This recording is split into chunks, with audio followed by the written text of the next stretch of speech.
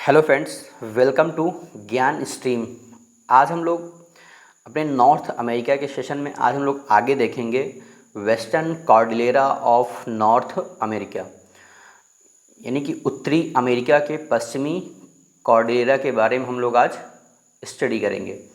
अब यहाँ पे आता है जैसे एक शब्द है कॉर्डिलेरा। आखिर ये कॉर्डिलेरा होता क्या है?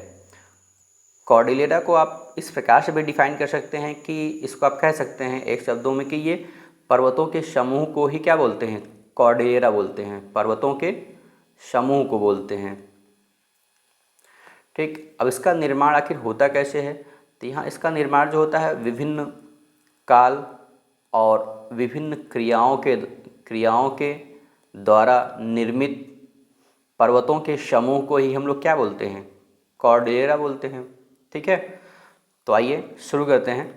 सबसे पहले हमारा आता है ब्रुक्स रेंज, फिर उसके बाद अलास्का रेंज, फिर उसके बाद मैकेंजी रेंज, फिर उसके बाद कोस्ट रेंज, फिर उसके बाद कैस्केड रेंज, फिर उसके बाद सीरा निवादा रेंज, फिर उसके बाद रॉकी रेंज, फिर उसके बाद सीरा माद्रे ऑक्सीडेंटल वेस्टर्न और फिर उसके बाद सीरा माद्रे ओरिएंटल ईस्टर्न। अब हम लोग जितनी भी लोकेशंस हैं हम लोग इसे मैप में लोकेट करेंगे और इनकी जो सबसे ऊंची चोटियां हैं उनके बारे में भी जानेंगे। तो आइए शुरू करते हैं। सबसे पहले आता है ब्रुक्स रेंज।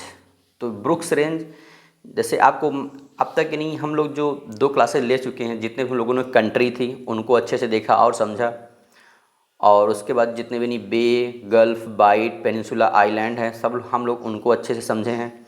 फिर उसके बाद अब इसके पहले की जो क्लास थी उसमें हम लोग जितने भी यानी कि पासेज हैं, जितने भी जल संधि यानी स्टेट हैं, हम लोगों ने उनको अब तक समझा है। तो आई होप आपको पता ही होगा कि यहाँ पे यानी कौन सा देश है, ये कौन सा देश है, ये कौन सा देश है, ये कौन सा देश है, ये कौन सा देश है। ठीक है, तो जैसा कि आपको पता है कि यानी कि ये यूएसए है। यूएसए का ही एक राज्य यहाँ पे क्या है, अलास्का है। तो इसी इसी जोन में ही हमारा आता है सबसे पहले ब्रुक्स रेंज। ये हमारा क्या है, ब्रुक्स रेंज। ठीक है, ये ब्रुक्स रेंज है। फिर उसके बाद हमारा आता है अलास्का रेंज। ये हमारा क्या है, अलास्का रेंज। अब अलास्का रेंज की ही सबसे ऊंची चोटी है माउंट मैकिनले। अलास्का रेंज की सबसे ऊंची चोटी क्या है, माउंट मैकिनले। Mount McKinley. ठीक, सबसे ऊंची चोटी नॉर्थ अमेरिका की सबसे ऊंची चोटी क्या है, माउंट मैकिनले। और ये किस रेंज पे है, अलास्का रेंज पे। ठीक है, फिर उसके बाद आता है हमारा रॉकी मैकेंजी रेंज। ये है कनाडा और अलास्का दोनों में इसका विस्तार है। ठीक है, फिर उसके बाद आता है हमारा कोस्ट रेंज। कोस्ट रेंज का विस्तार कनाडा से लेके यूएसए तक है। कोस्ट रेंज का विस्तार कनाडा से लेके यूएसए तक है। फिर उसके बाद हमारा आता है कैस्केड रेंज। फिर हमारा आता है कैस्केड रेंज। कैस्केड रेंज का विस्तार यूएसए में है। फिर उसके बाद हमारा आता है सीरा माद्रे। सीरा माद्रे का भी यानी कि जैसा कि आप ये देखिए यहाँ पे लिखा भी है सीरा माद्रे, तो इसका विस्तार कहाँ पे है, यूएसए में है। फिर उसके बाद आता है रॉकी रेंज। रॉकी रेंज का विस्तार ये है। ठीक, फिर उसके बाद हमारा आता है सीरा माद्रे ऑक्सीडेंटल। ये है, देखिए सीरा माद्रे ऑक्सीडेंटल ये है और सीरा माद्रे ओरिएंटल ये है।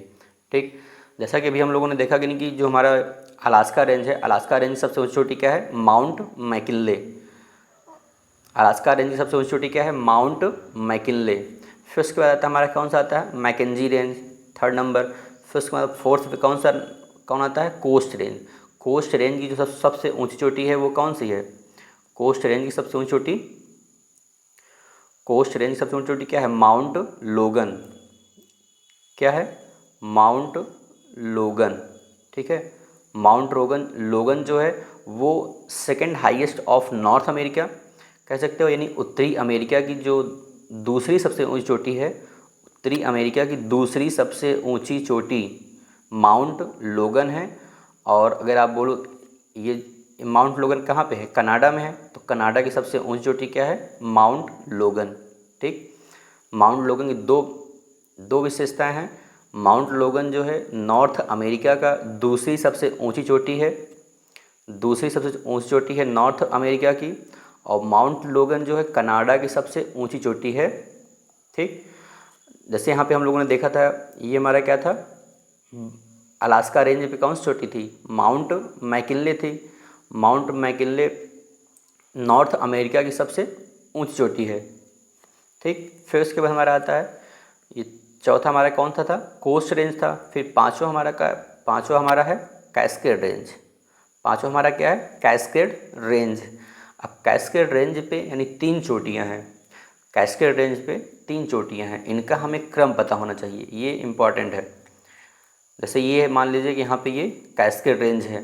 ठीक, कैस्केड रेंज की 3 चोटियाँ हैं, तो हम लोग उनको देखेंगे। सबसे पहली चोटी है ऊपर माउंट रेनियर। कौन सी चोटी है? Mount Rainier.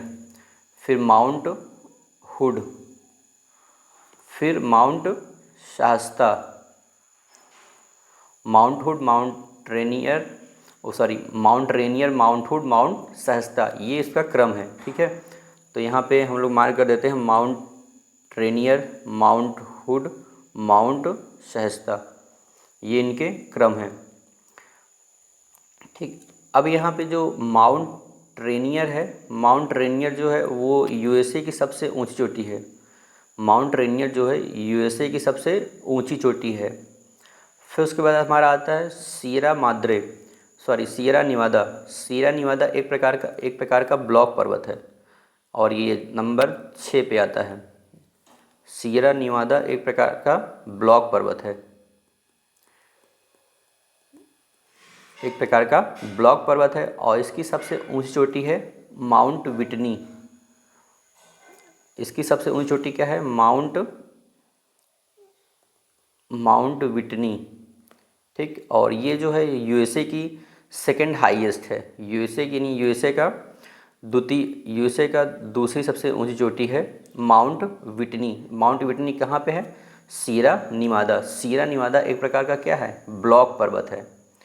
यानी आप ये भी कह सकते हो कि जो सियरा निवादा है वो पश्चिमी कॉर्डिलेरा के पर्वतों में केवल एकमात्र है जो ब्लॉक पर्वत का एक उदाहरण है। ठीक है, जबकि अन्य पर्वत श्रृंखलाएं वलन की प्रक्रिया के द्वारा निर्मित मोड़दार पर्वतीय क्षेत्र के उदाहरण हैं। इनमें जो रॉकी रेंज है, जैसे ये है रॉकी रेंज 7वें पे। रॉकी रेंज जो सबसे ऊंची और लंबी पर्वत श्रृंखला है। रॉकी रेंज जो है सबसे ऊंची और सबसे लंबी पर्वत श्रृंखला है। ठीक है, जो जैसे जब हम लोग ज्योग्राफी जब आगे पढ़ेंगे तो वहाँ पे देखेंगे अभिसारी प्लेट क्या होता है, अपसारी प्लेट सीमांत क्या होता है, ये सब सारी चीज़ों को। ये जो रॉकी रेंज है ये अभिसारी प्लेट सीमांत पर अवस्थित होने के कारण ही यहाँ पे जो भूकंप हैं, ज्वालामुखी जैसी प्रक्रियाएं हैं, भूभौतिकी घटनाओं के होने की संभावनाएं बनी रहती हैं।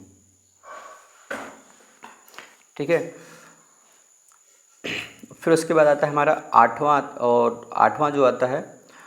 और हाँ, जो यहाँ पे रॉकी रेंज है, रॉकी रेंज सबसे ऊंची चोटी क्या है? Mount Elbert. रॉकी रेंज सबसे ऊंची चोटी क्या है? Mount Elbert.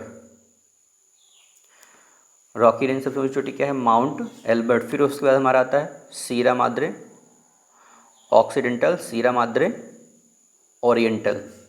ठीक, अब हम लोग इन्हीं से आउटलाइन मैप में यानी मार्क करेंगे। तो आउटलाइन मैप में जो मार्क करेंगे तो हम लोग इसे नंबर वाइज मार्क करेंगे। जैसे यहाँ पे आउटलाइन मैप है तो ये आउटलाइन मैप में हम लोग, जैसे यहाँ पे ये अलास्का का रीजन है तो अलास्का में यानी सबसे ऊंची चोटी कौन सी? सबसे पहले के कौन था? Brooks range. तो ब्रुक्स रेंज का यानी हम लोग 1 नंबर मार्क करेंगे। फिर उसके बाद हम लोगों ने यहाँ पे कौन सा देखा था? अलास्का रेंज को हम लोग 2 नंबर मार्क करेंगे। मैकेंजी रेंज 3 नंबर मार्क करेंगे। फिर यहाँ पे जैसे कोस्ट रेंज था, कोस्ट रेंज का विस्तार कहाँ पे था? यूएसए और कनाडा दोनों में था, तो ये 4 नंबर हो गया। फिर उसके बाद कैस्केड रेंज था, तो कैस्केड रेंज 5। फिर सीरा निवादा 6। फिर रॉकी रेंज 7। फिर यहाँ पे सीरा माद्रे ऑक्सीडेंटल वेस्टर्न 8। फिर यहाँ पे सीरा माद्रे ओरिएंटल ये 9। तो हम लोग यानी कि इस तरीके से मार्क करना है। अब जब आप याद नंबरिंग करके आप छोड़ देंगे, जब इसे यानी आप रिवीजन करेंगे तो आप यानी यहाँ पे से एक यहाँ पे देखेंगे छोटी, इसे यानी कि आप यहाँ पे थोड़ा सोचने का प्रयास करेंगे। सोचेंगे तो आपको चीज़ें याद आएंगी तो आपको रटना नहीं पड़ेगा। अब जैसे हम लोगों ने देखा था कि नहीं, यहाँ पे जो हमारा अलास्का रेंज है, अलास्का रेंज सबसे ऊंची चोटी कौन सी है? Mount McKinley. ठीक, माउंट डेनियल भी बोलते हैं कभी और माउंट मैकिनले भी कहा जाता है, तो यहाँ पे कंफ्यूज नहीं होना है। तो ये हो गया।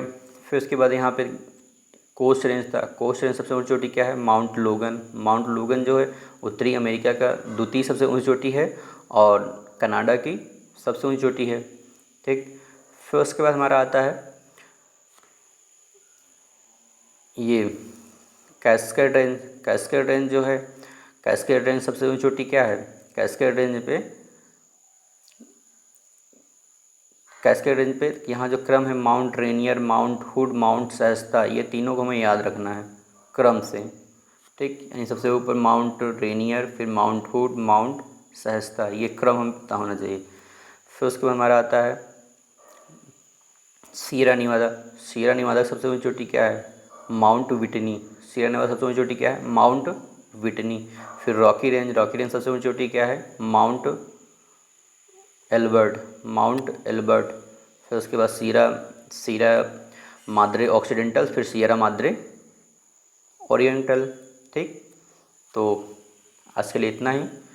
और आपसे रिक्वेस्ट है कि आप यानी मैप का अध्ययन कर रहे हैं तो आप अपने पास एटलस और एक आउटलाइन मैप रख कर चलें, और मैं जैसे चीज़ों को बता रहा हूँ आप उस तरीके से चीज़ों को मार्क करते चलें।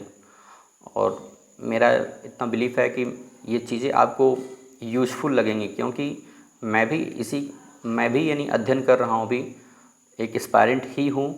तो मुझे इन सब चीज़ों से काफ़ी फ़ायदा है और मुझे याद करने में इससे आसानी होती है। सो अगर आप भी इस तरीके को फॉलो करते हैं तो आपको भी बेशक लाभ मिलेगा। तो आज के लिए इतना ही। Thank you.